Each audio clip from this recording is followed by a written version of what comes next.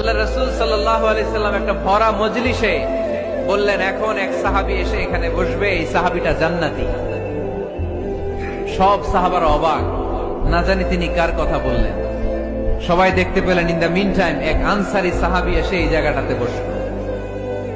তার কয়েকদিন পরে আরেকটা ভরা মজলিসে আল্লাহ রাসূল বললেন, এখন এই মাত্র এক সাহাবী এসে এখানে বসবে, এই সাহাবীটা জান্নাতি। ঠিক ওই দিনও ওই আনসারী সাহাবীটা এসে ওইখানে বসেছে।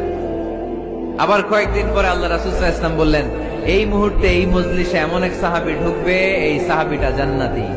সবাই খেয়াল করে দেখলো, ওই যে আনসারী সাহাবীর কথা রাসূল সাল্লাল্লাহু আলাইহি ওয়াসাল্লাম আগে বলেছিলেন, ওই সাহাবী এসে ইন দ্য মিন টাইম ওই জায়গায় বসেছে। চিল্লায় পড়েন সুবহানাল্লাহ। সব সাহাবীরা অবাক হয়ে গেলেন, ঘটনা কি? কি এমন গোপন আমল করে এই সাহাবী যে গোপন আমলের কারণে তিনটা ভরা মজলিসে বিশ্বনবী এই সাহাবী